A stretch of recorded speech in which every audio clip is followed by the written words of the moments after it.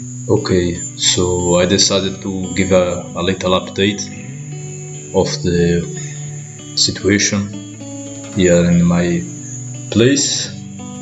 As you can see, there is some sand and gravel that I'm using to build the floor of a garage and doing some plaster.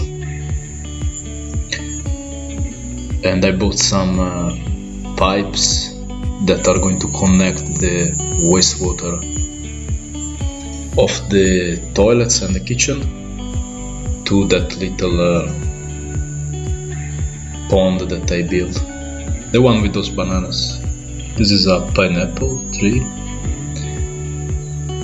and this one on the left is my taro plantation. I think it's past more than a month and it's going to need some weeding.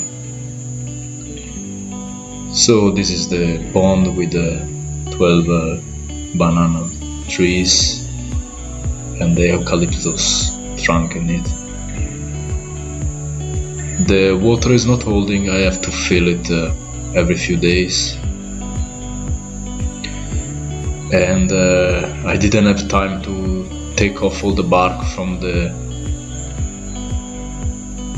wood, so I just throw it that way, the way they were inside.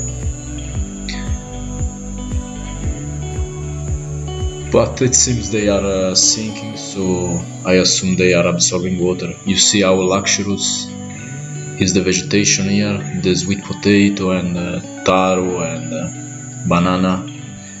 Yeah, I still have to remove this margaritao, which is invading everywhere, but overall it's not that bad. And you can see here how the mulberry tree has grown on the left, and more taro.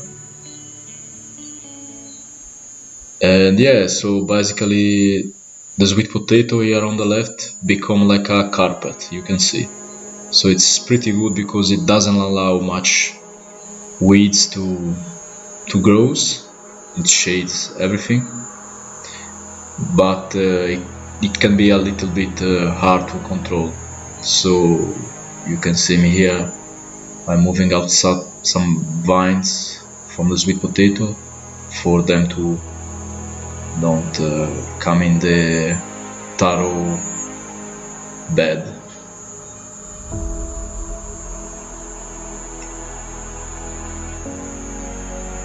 Yeah, I tried to my best to adjust them, but in a few days some other vine will come inside the bed. But I'm overall satisfied because I didn't get any fertilizer, the bananas and sweet potatoes and taro, and it grows very, very luxurious. This taro in the bed, I throw in some urea, but not much, to speed up the growing part of the leaf and avoid weeds. So this is my pasture, the beginning of Maasai grass that I planted. And as you can see, the fence is getting built. Me and my neighbor, we were putting up the fence in these days. We had to stop because the barbed wire finished, and I bought it. We actually finished it today. This video is from a few days ago. The Maasai grass has been cut already once, and I didn't use any fertilizer after planting, but it's growing very fast. It's been less than a month that I cut it. I cut about 25 centimeters from the soil, and it's already very tall. Look at this. Maybe it's more than a meter, I'm not sure. And the fact that the leaves tend to lay down with the wind. It has a nice color in most of the parts, which is a good indicator of soil fertility. Some spot didn't grow very well, it's more yellowed,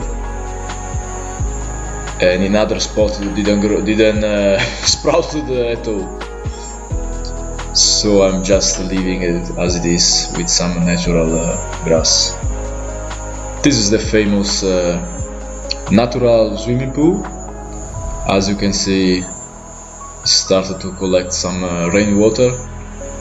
Yes, I had to put a lot of stuff to avoid erosion, because when it rains much, the erosion is pretty fast, and now we are in rain season, and this can be quite an issue.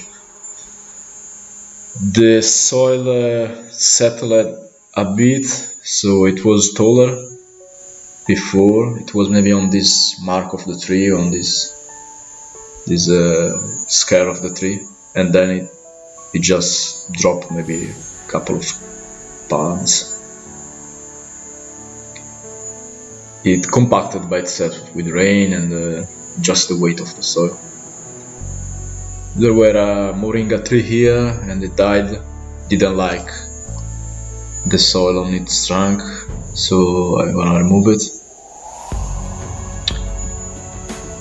And further on there was a mandarin, I think it's called like this in English, mandarin, and it died as well, unfortunately. It was going to be the first harvest, but it's always like this, it's compromises. You lose something and gain something else, hopefully better. As you can see, there are some very small mandarin. Over there you see more pasture, which is basically turning on the back of the houses, and way back there it starts the jungles, which is very, very close in terms of vegetation. Now it should be managed, but I have no time since I'm working on the house. Here is a orange tree, first harvest. Maybe in a few months I will collect some orange. Look at this margaritao, This is very annoying.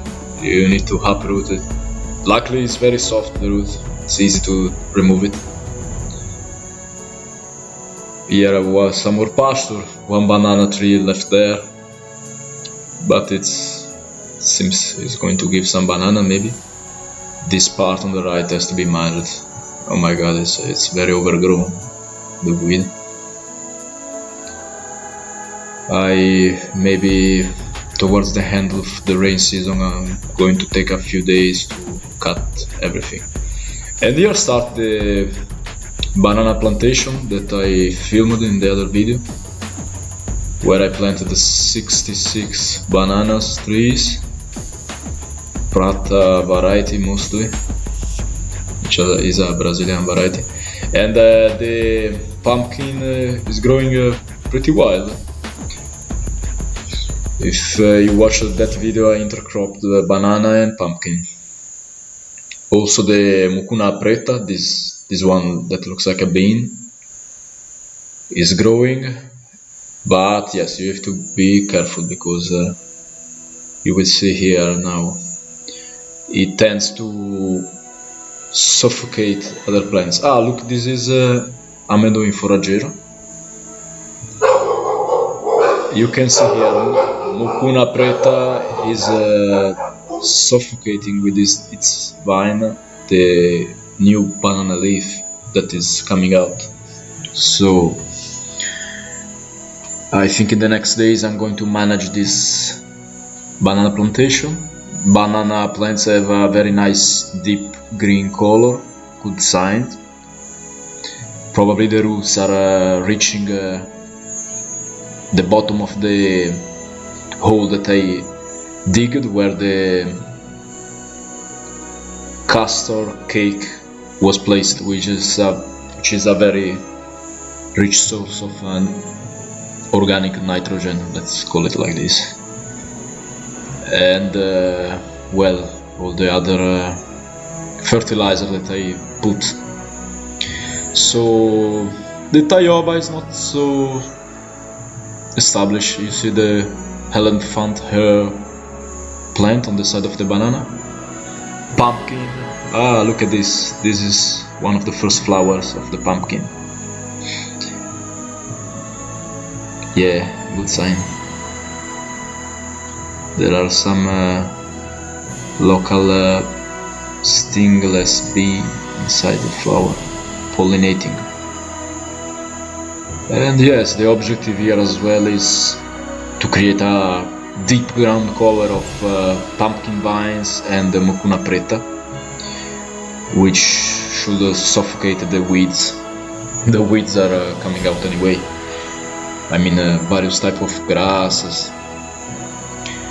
Fun fact is that I broke my weed whacker, so I have to do with the hoe just around the banana trees, since you can see maybe some of them are smaller, and